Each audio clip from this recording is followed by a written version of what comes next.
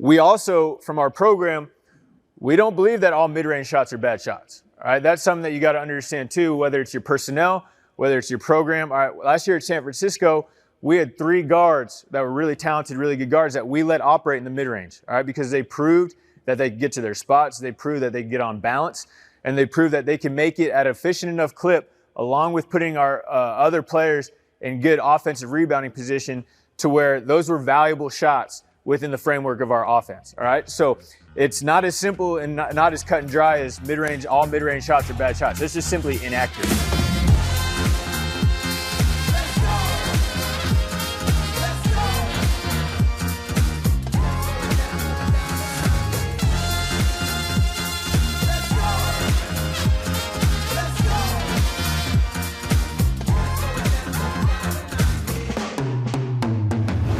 Hey, welcome to another Coaching You podcast with the coach, Brendan Sir. Today we have a special treat for you. I think, last week we were all excited as we crowned a new national championship with the Florida Gators. Incredible season for the Gators, playing in the toughest basketball conference in the country, the SEC. They went through it, won the conference tournament in Nashville, and then went through some tough games to win the national championship. What we wanted to show you today is when he came to the University of Florida 3 years ago, Todd Golden came and spoke at one of our Coaching You events. And he and John Sapphire, his assistant, came and they talked about the use of analytics. The thing that impressed me so much about Todd in his presentation was that it pertained to what they did at University of San Francisco before, how they're going to use it at the University of Florida. But most importantly, he stressed to our attendees how good it is for a high school coach. So the presentation is absolutely incredible. If you're not sure about analytics, if you're not sure how it works, Todd simplifies it for you and how to use it in your program. But what I want to tell you about Todd Golden is I've known him for a few years now. I find him to be absolutely one of the most intelligent, competitive young coaches we have in the game today. He was a tremendous point guard at St. Mary's College, playing for the great Randy Bennett. It's just been an incredible tree of fabulous coaches. He has worked with great staffs, with great coaches, and he's also developing a great staff where his people are getting head coaching jobs. But I think you're going to find out that Todd's team emphasizes a couple of things and do it as well as anyone in the country. Their team defends. They rebound better than anyone in the country. In my opinion, they're right up there with Houston as far as a great rebounding team. And offensively, they are so efficient. They run some of the best stuff there is in college or pro basketball. So I think if you study Todd in the offseason, which you should, any coach, you'll really appreciate him. But these 27 minutes that we're going to put together on this video that we're sharing with you, I think you're really going to see the essence of why he is a great coach today. So after this message from our partners, we'll be back with Todd Golden, University of Florida. Noah Basketball is our new presenting sponsor of our Coaching You podcast. Noah Basketball is a shot tracking and data company that has helped change how coaches and players perfect the game's most important skill, shooting. Noah is a data service provider that uses machine learning and the latest computer vision technology to provide real-time data and feedback to improve shooting accuracy and consistency for professional and amateur basketball players. Noah has now analyzed over 570 million shots from countless high school, hundreds of college teams, and 28 NBA franchises. The technology is simply amazing. Once the system has been installed, players will be able to get immediate feedback on their shooting arc, left and right positioning, depth, makes or misses, and makes the data available to players and coaches on your mobile device. For more information about how Noah can help your team, visit noahbasketball.com. Coaches, are you looking to take your game preparation to the next level?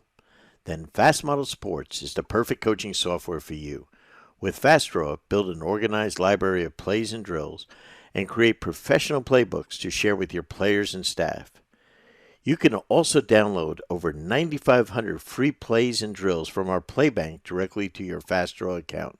Looking for a better way to build your scouting reports and want to include video? With Fast Scout, build custom scouting report templates to prepare your team best for each individual opponent. Plus, did you know with the latest updates from Fast Model Sports, you can now include video with your Fast Scout reports and share with your coaches and staff, all within the Fast Scout mobile app. The combination of Fast Draw and Fast Scout is by far the best way for you and your coaches to create winning game strategies and effectively communicate them to your team. Over 10,000 high school and youth coaches trust Fast Model Sports products to help their teams reach their goals. To order, go to fastmodelsports.com. Use code COACHINGU15 to get 15% off any Fast Draw or Fast Scout products. Remember, go to fastmodelsports.com. Use code COACHINGU15 to get 15% off any Fast Draw and Fast Scout products.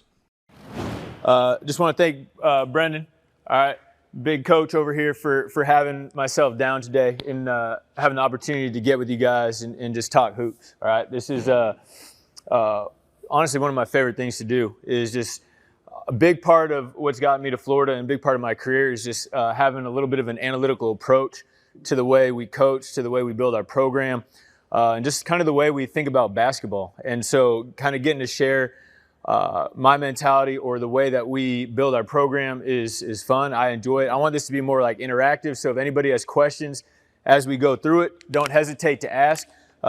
Coach, I brought Coach Jonathan Sapphire down with me, one of my assistants. He was a huge part of why we were successful at San Francisco. When we were there, we had to figure out and find ways to create incremental advantages against our opponents. All right, we didn't have as big of a budget as Gonzaga or BYU, didn't have the tradition and history that St. Mary's had where I played or Santa Clara.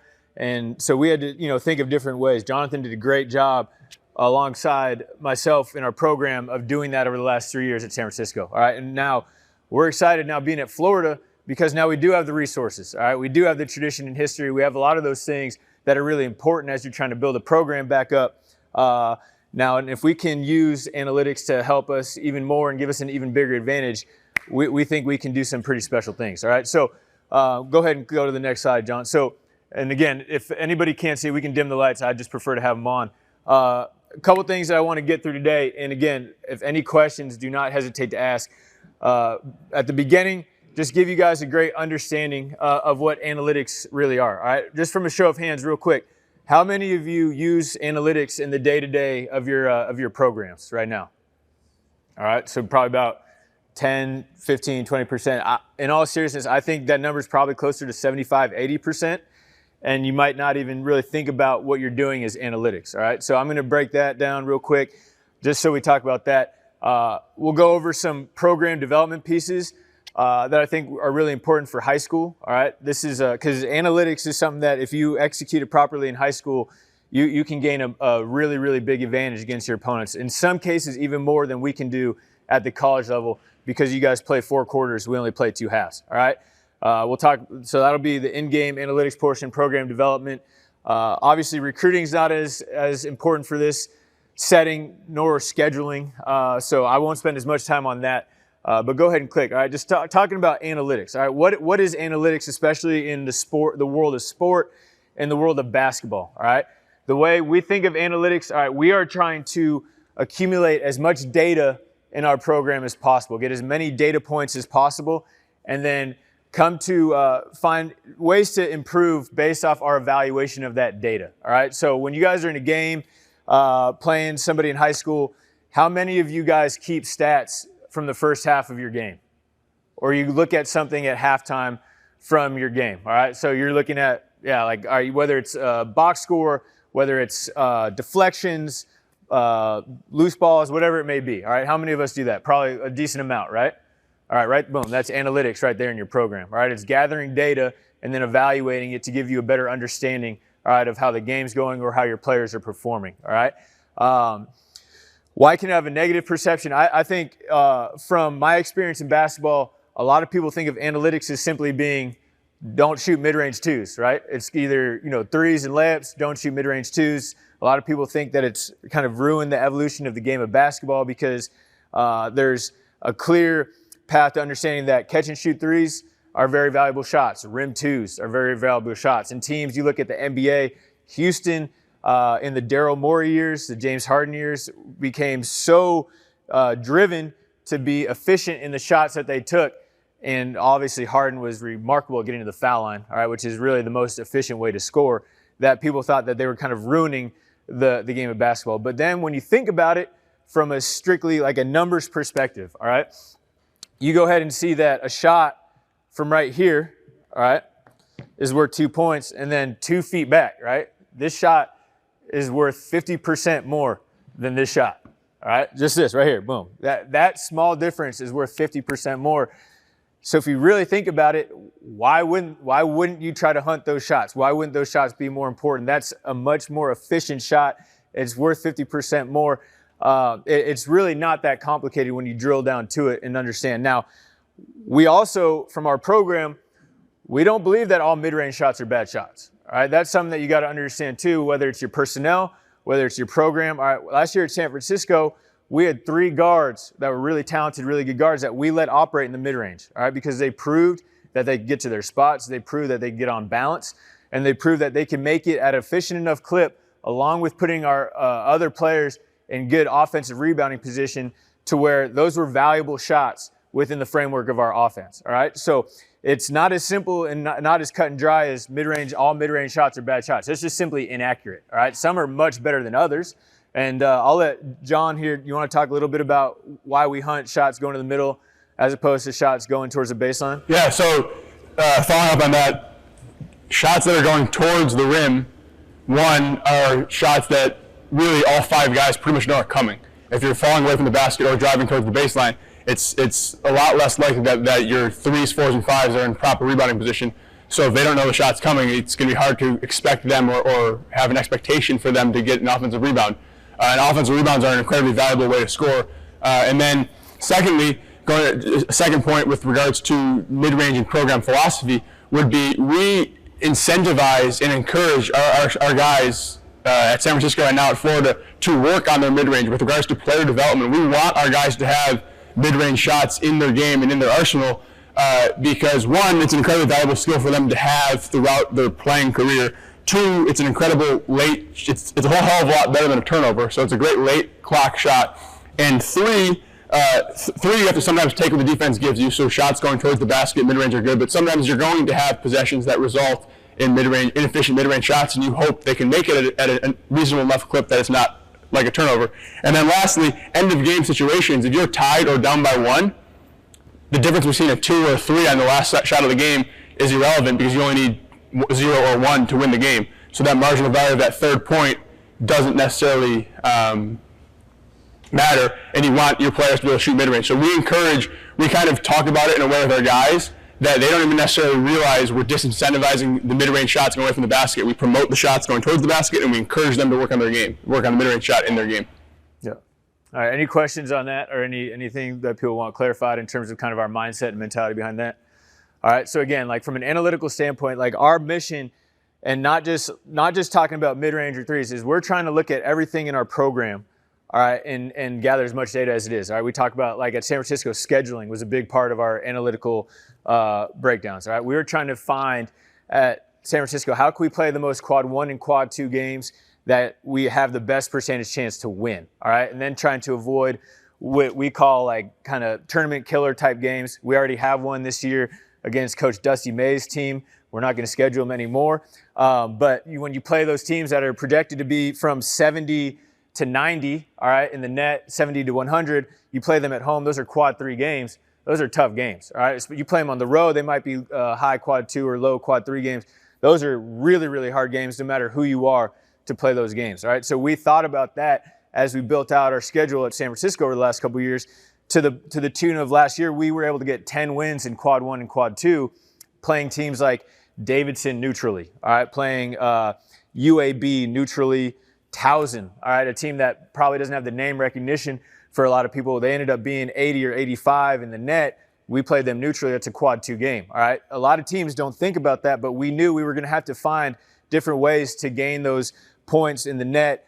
Kempom, Torvik, all these different things to give us the best chance for when that tournament selection came around when they're looking at our resume, we wanted to be able to be differentiated from a lot of the other mid-major programs that are fighting. Sure enough, we finished with 4 out of our 5 tournament resume numbers being like 35 or better. All right, and that's locked. 35 theoretically, 9 times 4 is 36. So there's 4 teams per seed line. The top, like we were, if you finished top 35, you're like an 8 or 9 seed. All right, we ended up being 23 in the net. Still got seeded 10th. It is what it is. All right, but we gave ourselves a great chance of making the tournament, and we still lost one of those schedule-killing games. We lost to Portland at home by 1. A quad 4 loss. Usually those wipe you out, but because we were able to build our schedule in other ways, it didn't hurt us as bad. All right, so in-game analytics I want to talk about briefly. Again, this is, I think, will be great for high school coaches. All right, why? Because you guys and gals have 4 times throughout the course of a game where if you operate the clock properly, you can get 2-for-1s at the end of each quarter. All right, we can really only do it at the end of each half, obviously. So it's an area to really take advantage of. Fouling or not fouling, all right, we've been really aggressive late game situations, fouling, all right, when we feel like it gives us a better chance, whether it's tied or whether we have the lead. We'll talk through that a little bit. And then 2-foul participation is something that, again, at the high school level, I think people probably put a little too much weight on how many fouls guys have in the first and second quarter, as opposed to understanding that it's what do you guys play, 32 minutes here in Florida? 8 minutes, yeah. That those fouls in the first half and those minutes in the first half are just as valuable as those minutes in the third and fourth quarter, okay? So we'll talk about that a little bit as well, all right? 2-for-1. Do we have the video here? All right, why don't you start? And I'll let Jonathan talk about this a lot.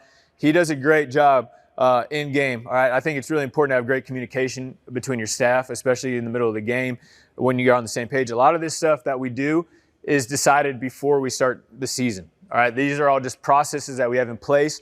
So when we get in these moments in the game, it's never a conversation about should we do this or should we not do that. You want me, all right, you want to cut the light real quick so we can see this?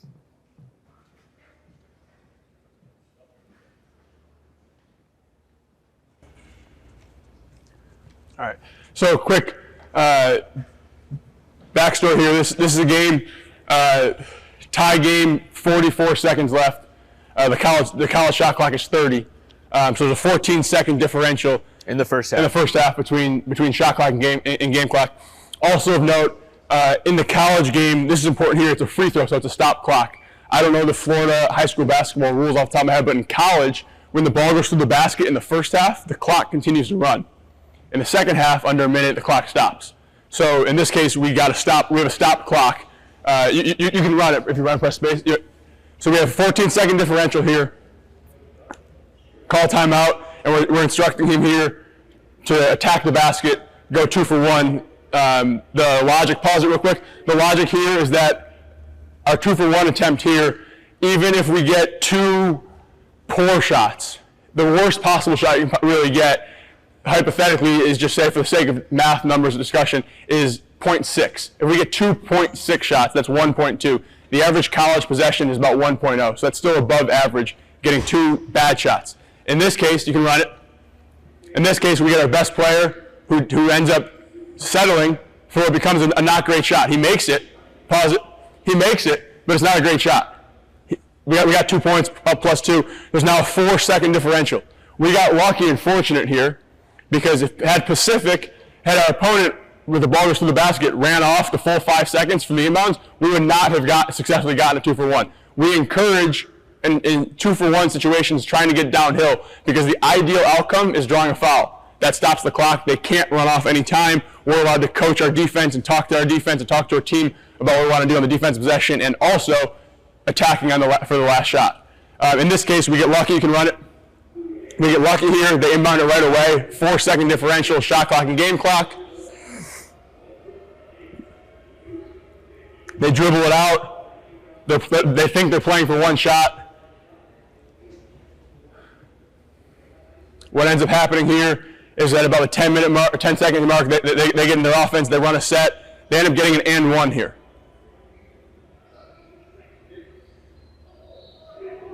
What that ends up doing for us, though, is stops the clock. He makes the free throw. We're now down in this little mini game right now, 3-2, but we have 7.7 seconds left to get 1 more possession. And you can run it. And what ends up happening is he goes downhill, gets a layup, and we win that small 44-second period 4-3. Now, 4-3 was the result, but the process was we got 2 shots, one of which being really good, one of which being very average, and they got 1 great shot. We'll take the process of 1 great shot and 1 average shot over their 1 great shot all day and live with the result. In this case, it was fortuitous for us winning it 4-3. Yeah, and again, you can. It's the 2 against 1, right? It's just simple as that. Like you get 2 possessions versus their 1 possession. If you can execute that, you take that every time. And again, this is a process-oriented approach, right? We did the same thing my first year against Harvard at home. All right, we had them at the end of the game. I can't remember, we're down 1 tie, whatever. It must have been tied. We go 2 possessions and a 2-for-1, 2 good shots, miss them both. All right, we get them only 1 shot, we get a stop, we end up going to overtime. But it was the right process. We want to play that out every time. We get our 2 possessions against their 1. It didn't work out for us in terms of winning, but we do that every time. The percentages will play out in our favor, all right, in terms of us getting the benefit of the doubt. Okay. In that Harvard situation specifically, and for high school coaches, I think this is incredibly helpful and beneficial because we've kind of done it at the college level a little bit too. I don't believe Harvard even ended up getting a shot. We took a shot as our first possession, 2-for-1, and they kind of thought they were going to hold for a little bit, and we just pressured them and put on pressure and tried to speed them up. And I believe they threw the ball out of bounds. We ended up missing a great shot to try and win the game, but we ended up getting 2 shots, and they got none because they thought they were going to hold for the last shot, and we pressured them. I'm not sure high school guards and or high school coaches are kind of ready if you're holding for 1 shot, if all of a sudden you trap them at half court and speed them up a little bit. Yeah. Live ball segments, you're trying to get a 2-for-1. What's your verbiage with your team so they understand what you're trying to execute? Well, tell them that first of all, like we'll talk about this a lot, like leading up to the season. All right, so we'll talk about in these late half situations. If there's 45 on the clock, we want to get that shot up, like you said, before 30, like around 39, 38. So that'll protect us if we make it. They want to hold the ball. We'll still have 3 or 4 seconds at a minimum to take advantage on the backside if they run a perfect offensive possession. And really, it's just that constant communication, mainly between me and my point guard. So this year it'll be Kyle Lofton, just talking to him, making sure he understands, all right, when we get in this moment, I want you to go head down, get to the rim. It'll generally be a very simple action that we run. Like we're trying to get a downhill ball screen for him. Like John said, we're trying to put pressure on the rim. All right, we're not trying to settle like Jamari settled for a tough fadeaway on that first one. We don't want that. We want to get downhill, trying to draw foul, trying to get 2 at the rim. And like making sure he understands I want to get that shot off before that 37, 38 point so they can't just let the ball bounce if we make it and then go 1-for-1. And following up on that, we can't understate the significance and importance of trying to get downhill or drawing a foul because when the clock's running, a 3-pointer takes 3 or 4 seconds in the flight of the ball plus a potential long rebound before it's secured and the shot clock starts. We love the end-to-half 3-pointer because you can shoot it with 1 second left and it doesn't matter if the clock expires. But if you shoot a 3-pointer with 38 seconds left, by the time the rebound is corralled, if it's missed, it's probably only like 31. Right. So it's really, really important if you're trying to shoot sub 40 to try and get downhill, draw a foul, or have a layup. You're good? All right, go ahead and slide to the next one. All right, this is you can run it. Actually, pause. All right, intentional fouling. This is so in this situation right here, we wanted to find a way to create a 2-for-1, all right, for ourselves. How can we have the ball with 20 seconds left? What can we do to give ourselves an extra possession at the end of the half, all right? And now in this specific situation, Pacific's point guard was a horrendous free throw shooter, all right? He was like 35% or something like that, all right? And a big part of this for us was defensively, we were in the 1-and-1, all right? So we knew if we fouled them that they didn't get a guaranteed 2 free throws. They had a 1-and-1. If they made it, they would get the second one back. But again, that helps the percentages in our favor, all right? So you can go ahead and run it. We try to get, on this one, again, we wanted to get downhill, all right, give JB a chance, all right, to get to the rim. So here he takes it, all right, I think he got an and-1 here, all right, finishes it, all right, so now there's 11.4 seconds left in the half, all right, we could have just sat back and just said, all right, we want to guard, we want to get a stop. They would have probably had a 0.8 or 0.9 type of possession coming up, all right, because it's against a set defense. And we said, why don't we just foul the point guard? I put him at the line. He's 35%, and it's a 1-and-1. So theoretically, if we foul them, their points per possession on that go 0.35, and then it ends up being what? 30. They have a 35% chance of making it. Right. So 0.35 times what? 0.35. It was less than 0.5 for that shooter. Right. So it ends up being we turned it in from a 0.8 point per possession to a 0.5. Okay. along with us getting an extra possession at about 0.8 or 0.9. So we were able to flip a minus 0.8 delta to a +3 delta just by fouling their point guard, knowing that he was a poor free throw shooter. All right, so we make it, go to the line, go ahead. Now they inbound it here. And again, we told Khalil Shabazz, we put him in the game, put him on the ball, said, hey, I want you to try to go get a steal. All right, go play steal on this guy as he's bringing the ball up. If you can't get a steal, all right, then we want you to foul him. All right, we saw JB right there communicating with our bench so that he understood what we were trying to do. We make the free throw. All right, they inbound it. We tell Khalil to pick up. He's on the ball, play ball, steal. All right? Go ahead. The other thing, too. We talked about it before the game. Yeah. Yeah. Yeah. The other thing, too, end of half fouling, like Coach said, we told him to play steal, try and get a steal. And when you foul at the end of games, refs are expecting it. Right? So we've done this type of thing numerous times where actually you can kind of get away with a foul and get a steal because the ref is not expecting all of a sudden the guard to pick up full court. A ref is subconsciously trained in the game, like, oh, they're probably going to foul. As soon as I see a reach, I'm calling a foul. At the end of the half, they're not expecting that. You can get away with a lot more physicality than you'd expect, and you end up getting, instead of turning it into giving them a free throw, you actually just get a steal and a layup. All right, go ahead and run it. So we foul Cockerell. He goes to the line. He makes the first one. All right, he makes the first one. Tip your cap. All right, we're still good with it. He knocks it in. Second free throw upcoming here. All right, he misses it. We get the ball going downhill in transition now with 10 seconds. All right, so miss. We secure the rebound here. Get the ball to our best player. Downhill. All right, defense not organized, not set. We kick out. All right, get an end of half three. Bang it. All right, so we go up. Instead of going up only 12, all right, we have a 12-point lead. They make one free throw, it's 11, but then we get another chance to get 1, 2, or 3 points. Make it 3, we go into halftime up 14 instead of up 12, all right?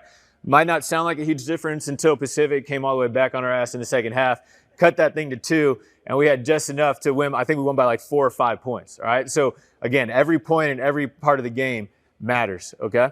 And this is a little math breakdown. We can share this with you guys later. All right, I think we talked through it enough. You can go ahead and click the next slide. All right, this is probably one of my favorite things that we do. Analytically, we are very aggressive in certain situations about fouling at the end of the game, all right, to dictate how the game's going to end in terms of who gets the possession. All right, in this situation, go back to this. We were up 3, all right, with 22 seconds left at home against BYU. This is my first year. BYU was a top 15 team in the country that year. All right, this was the COVID year where they didn't have the tournament. All right, if they had the tournament, BYU was 15th KenPom at this time, so they've been a 4 or 5 seed in the tournament.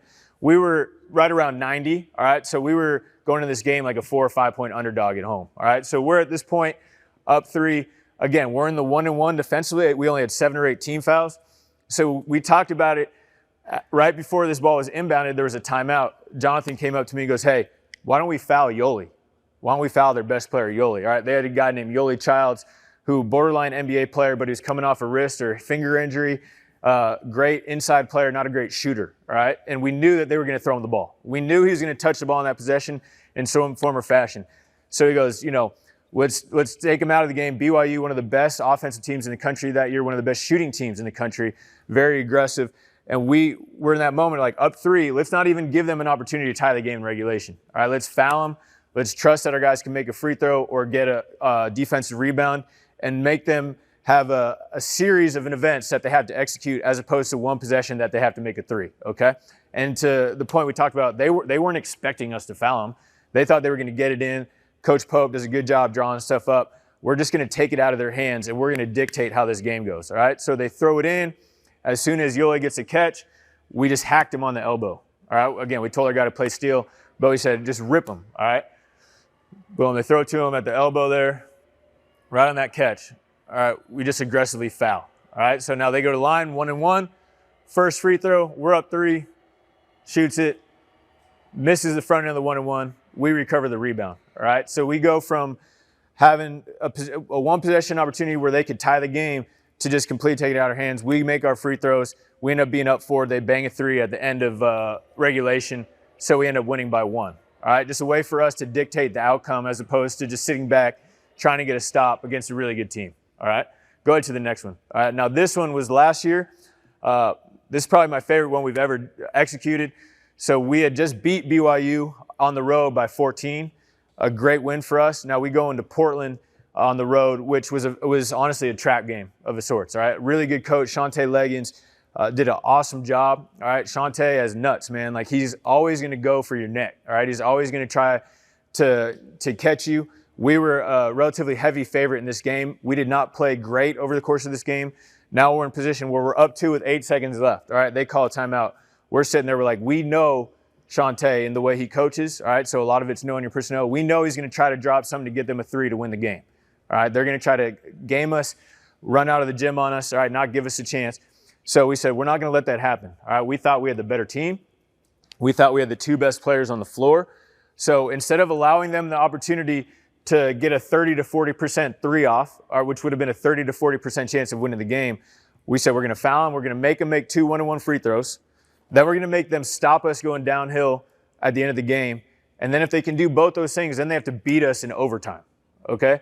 So making them execute those 3 things at the end of the game increased our winning probability by like 20%, as opposed to just allowing them to try to game us with a 3. Does that make sense? Because you have to execute 3 things as opposed to just 1, all right? So they draw something up, they run it. Do you have the video on this? Okay, go ahead and run it. So as soon as they get it in, we tell Josh Coonan to foul, all right? Deflections, all right? Their bench, they were super excited, all right? They were like, oh, yes, they just fouled us. Now we have a chance to tie the game. When, in fact, it was the result we wanted, all right? We wanted them to go and have to make 2 1-on-1 free throws, then make them stop us, and then beat us in overtime, okay? So now Chris Austin goes to the line. He was an 80% free throw shooter, all right? It was still the right play analytically. Makes the first, misses the second. We control the rebound, all right? Same thing, go down, make our free throws. Now this is freeze. Goes back to the conversation that Jonathan was talking about, end of game, where refs are really, they're reffing the situation as opposed more to what they see happen. So in this situation, same thing. We're like, we're not letting him get a 3 off. We told JB, we need you to go make a play on the ball, and it's either got to be a whistle or a foul. A whistle or a steal, all right? So they inbound it, go ahead. JB's on the ball, all right? Racks him, no call, steal, game. All right, so that was a way when we felt like we were in a trap situation for us to control and dictate the way that the game ended, and our guys did a really good job of executing. All right, so doing this probably won us 3 or 4 games over the past couple of years. All right, being able to execute late game fouling has been really good for us. If you want to hear the rest of the 30 minutes of his presentation, go to our Coaching You Plus app, and you'll be able to see the entire thing. One of the things now, we're getting into clinic season. I know it's postseason. This is when you get better. This is when you improve. This is when we try to help coaches. So we're going to be starting off in a couple of weeks in Birmingham, Alabama, where we work closely with the Alabama Association of Basketball Coaches. Phenomenal clinic. May 3rd, a Saturday, pretty much all day, 9 to 6. You can jump on a live stream for all of our members of Coaching You Plus and hear all the speakers that are there. Also, make sure if you want to come out to Vegas and you want to attend the early bird, sign up period is on right now. You get an incredible price. And if you want, your whole staff can come at an amazingly reduced price. Just go to coachingyoulive.com/2025. Again, Coaching You Live Plus, coachingyouplus.com is where you can get your app and make sure that you can be up on the latest thing, one of the greatest deals there is in basketball learning today. Till next week, this is the coach, Brendan Sir.